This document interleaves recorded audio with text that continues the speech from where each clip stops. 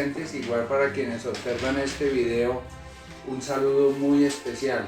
Soy Andrés Jaramillo, director de los programas Función Futuro y Enfoque Integral. Hoy vamos a hablar sobre una parte sustantiva de los programas Función Futuro, que es el proceso molecular. Muchas veces ustedes me oyen hablar de la molecular cuando hacemos las primeras charlas, hablamos mucho sobre la molecular, los primeros 15 días, 3 semanas de todos los tratamientos, hacemos mucho énfasis en todo lo que es molecular. Por eso es muy importante que presten atención para que sepan cuál es el sentido de esto. Normalmente esta rama de la ciencia se conoce como psiquiatría ortomolecular o psiquiatría molecular. ¿De dónde viene? ¿Cuál es la historia? La palabra orto en griego significa correcto y molécula viene de lo que es el elemento, ¿sí? Muchos elementos, algunos elementos agrupados organizadamente forman una molécula. Si yo corto una manzana y le doy muchas veces con un cuchillo, finalmente voy a llegar a lo que es una célula, ¿sí? Esa célula está compuesta por moléculas y las moléculas por elementos, que los conocemos como el oxígeno, hierro, calcio, magnesio, cromo, carbono, etc. El organismo humano está compuesto más o menos por 13 elementos únicamente en su gran mayoría. Entonces, esto fue ideado por un psiquiatra canadiense llamado Abraham Hoffer, que en la época de Hoffer, en los años 50 del siglo pasado, escasamente se habían inventado los antipsicóticos y todavía no se habían inventado los antidepresivos. Entonces, el proceso de antipsicóticos se configuró básicamente accidentalmente. Ya se habían inventado los antidepresivos de primera generación y encontraron un efecto secundario en algunos antipsicóticos, en algunos antidepresivos que mejoraban el brote psicótico en algunos pacientes. De ahí, a través de las invenciones de uno de los grandes científicos del siglo pasado, que es muy desconocido, se llama Pierre Denis, que era un francés. Él investigó muchísimo y fue el primero en clasificar las sustancias psicoactivas de una manera coherente.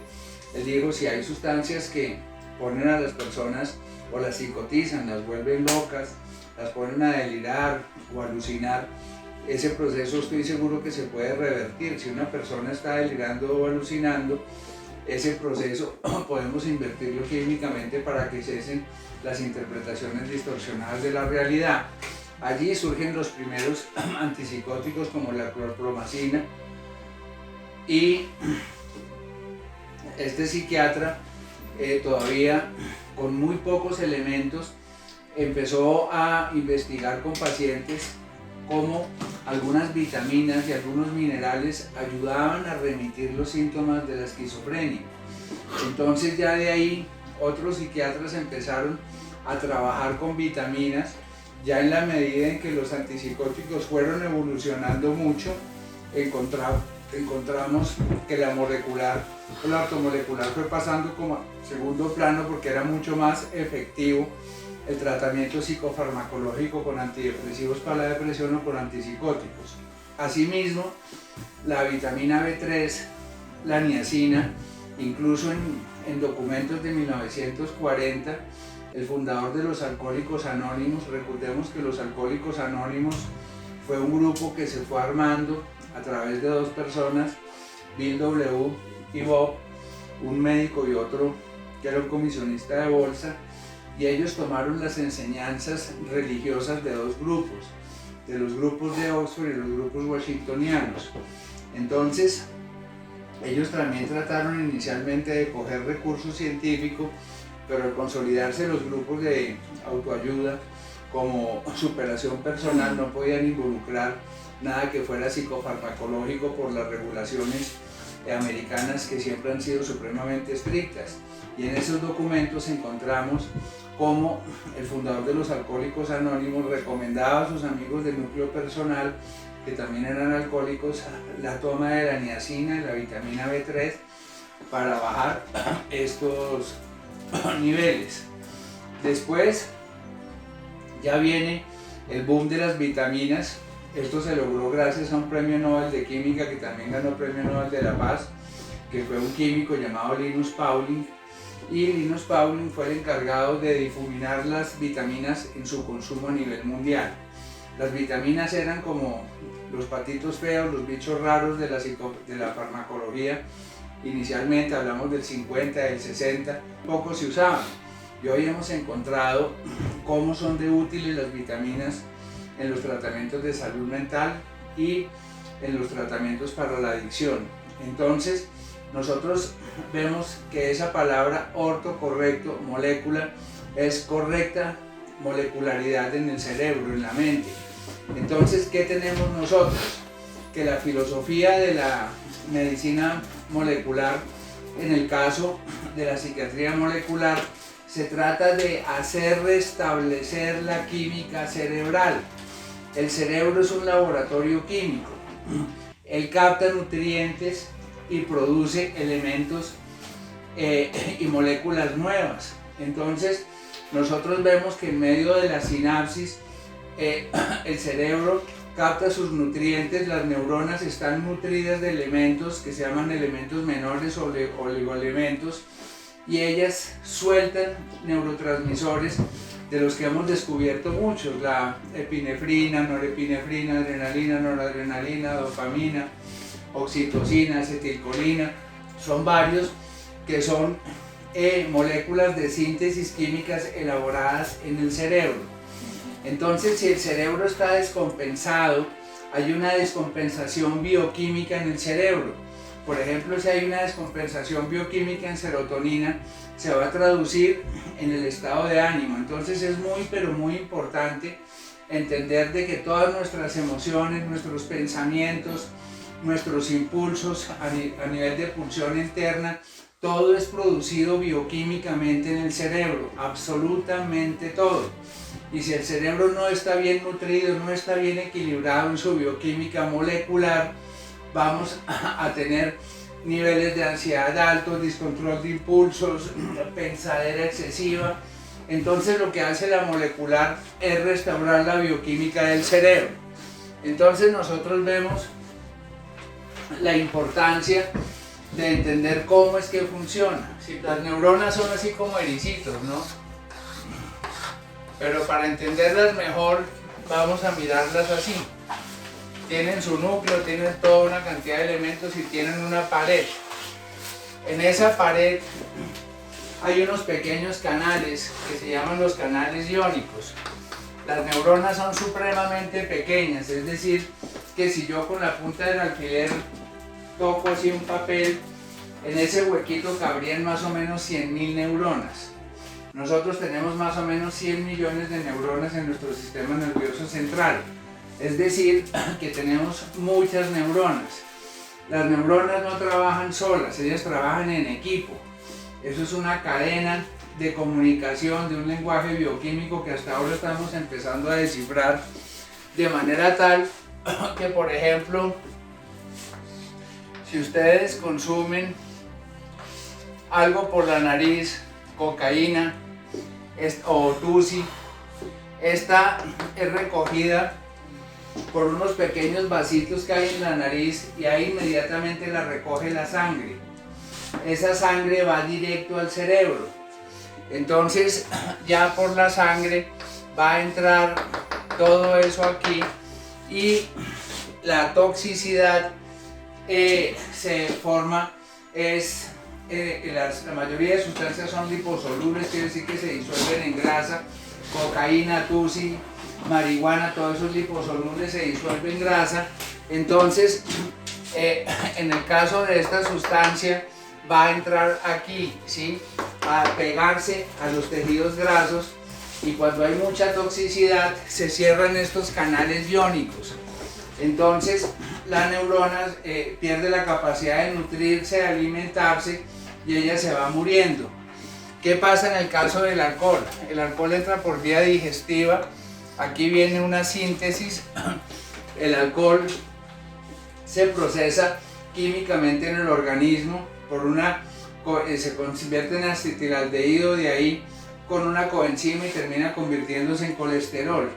Entonces ahí, después de pasar por hígado, por riñones, por todo, coge la sangre y la sangre lo va a llevar al cerebro. Entonces ahí va desorganizando a las neuronas. En el caso de la marihuana, esta entra es por los pulmones, y los pulmones tienen una finalidad supremamente importante, que es oxigenar la sangre. La única finalidad de los pulmones es oxigenar la sangre, no tienen otra función.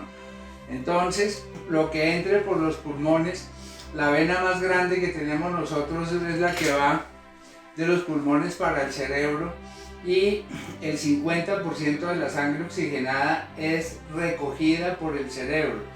Es decir, que el cerebro se consume más o menos el 50% de la sangre oxigenada. Lo que se ha narrado en los estudios, más o menos entre el 40 y el 60%. Es decir, que el cerebro es el gran consumidor de vitaminas, de minerales, de elementos menores, de oxígeno. Y el humo de marihuana que entra aquí se va a pegar, que es el THC, que es un elemento liposoluble que se disuelve en grasa, entra aquí a la sangre, y esa sangre va a ir para el cerebro, y allá va esa marihuana. La marihuana es altamente tóxica. Hace 20 años se creía que la marihuana no era neurotóxica, que la cocaína no era neurotóxica, pero hoy en día se sabe que sí son sustancias neurotóxicas, van intoxicando a las neuronas. Entonces, ¿qué pasa? En la medida en que esos canales iónicos se van cerrando, esas neuronas entran en un estado que se llama knockout, quedan desconectadas del otro grupo de neuronas, traduciéndose a muchísimas cosas. Entonces, la vitamina B3, ella tiene una cantidad de efectos secundarios, que son el rush cutáneo, la sensación de escozor, la rasquiña, todo eso, y por eso los grandes laboratorios han tratado de sintetizarla para que no produzca esos efectos secundarios, y han sacado otra versión de niacina que no genera el rush cutáneo, no genera la sensación de escozor, pero esa niacina no tiene esos efectos benevolentes sobre el sistema nervioso central, no baja niveles de ansiedad, no ayuda con el proceso de toxificación celular. Entonces, cuando el cerebro está con altas cargas de vitamina B3, las células tienden a soltar de sus reservas lo que tienen en sus tejidos lípidos. Entonces van soltando hierro, calcio, magnesio, en fin, minerales, sales, de todo lo que ellas tienen guardado en su pared para poder soltarlo. Entonces, lo que hacemos nosotros es, a través de esas entre 20 y 32 pastillas que se llegan a tomar diariamente, es impregnar a las células de sus nutrientes para que ellas recuperen su funcionalidad bioquímica y empiecen a entregar esto. Estos procesos moleculares, nosotros tenemos una fórmula súper exclusiva que nos hemos demorado años en elaborarla. Ha resultado ser absolutamente efectiva para restaurar la bioquímica cerebral. Entonces, en las adicciones esa química se pierde, y por otra parte el cerebro se empieza a intoxicar. Entonces, ¿qué es lo que nosotros vemos como resultado de esto? Ingesta de todas estas vitaminas, minerales, sales minerales, aminoácidos esenciales, va restaurando completamente la química cerebral y va ayudando al proceso de detoxificación. Entonces, ¿qué vemos nosotros? Este no es un tratamiento selectivo que es únicamente para el cerebro, y por ello nosotros vemos que la piel mejora, el brillo del pelo mejora, los ojos mejoran, todas las células del cuerpo se mejoran con este proceso. Entonces, lo que estamos buscando nosotros es el cerebro, pero al no hacer un tratamiento selectivo, nosotros vamos viendo los indicadores, por ejemplo, los ojos, la mirada, vuelve blanco de los ojos, el brillo del pelo natural, la piel, ¿sí? Se pone más lozana, más juvenil, y eso nos está diciendo que el tratamiento está obrando, porque las células empiezan a limpiar, empiezan a recuperarse la lozanía en los diferentes tejidos.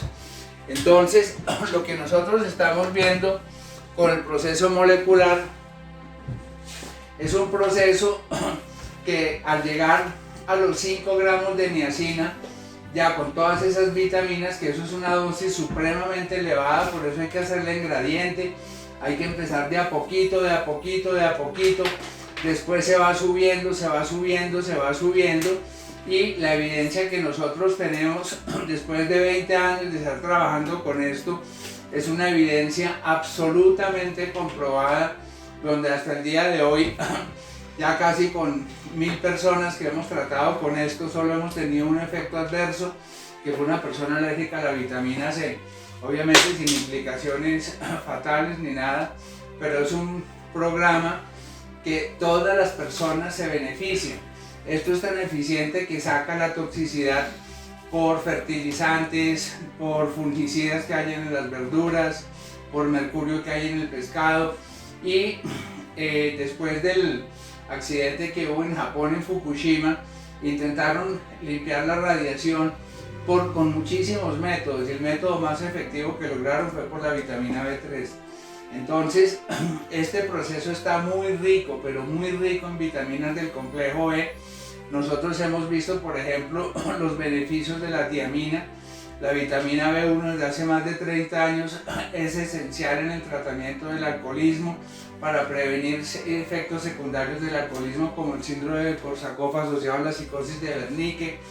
La tiamina ayuda mucho a restaurar todo lo que es el sistema nervioso central.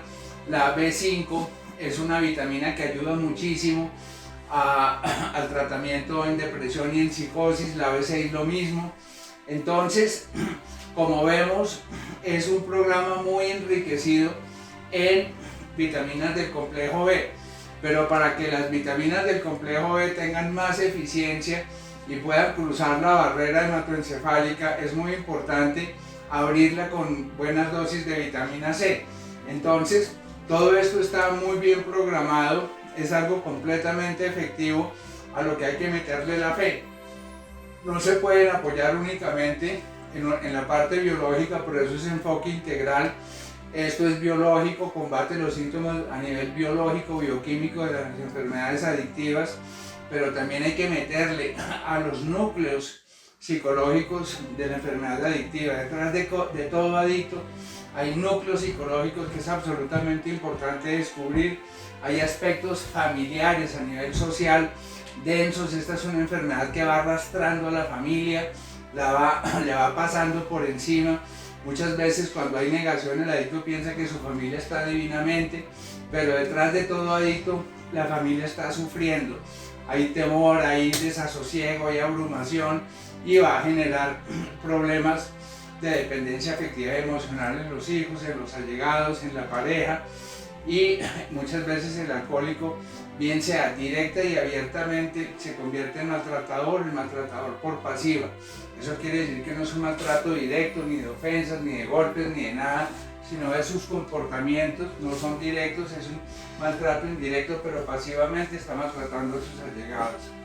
Es muy, pero muy importante trabajar siempre por el enfoque integral, trabajar en los aspectos espirituales, de encontrar un poder superior a ustedes mismos y a su enfermedad adictiva, que nosotros sugerimos sea Dios. Aquí somos cristianos, el mismo Cristo, porque en esa restauración, en esa reconciliación con Dios, con un poder superior, va a venir paulatinamente el regreso de la voluntad y el regreso de una vida con estilo de vida espiritual, una vida más sana, que promueva la ética y la moral. Entonces, no nos apoyemos únicamente en la molecular, todos los aspectos son importantes, pero esta es un aspecto de cimiento, porque si el cerebro está descompuesto, está desbalanceado químicamente, la psicología no va a avanzar, la familia no va a avanzar. Eso es lo primero que hay que hacer, obviamente luego de pasar los embates de la abstinencia. Entonces esto les va a ayudar a mejorar síndrome de abstinencia, a mejorar calidad de vida. Entonces, mis queridos jóvenes, espero que esta información les haya aclarado dudas y haya sido de su utilidad. Muchísimas gracias.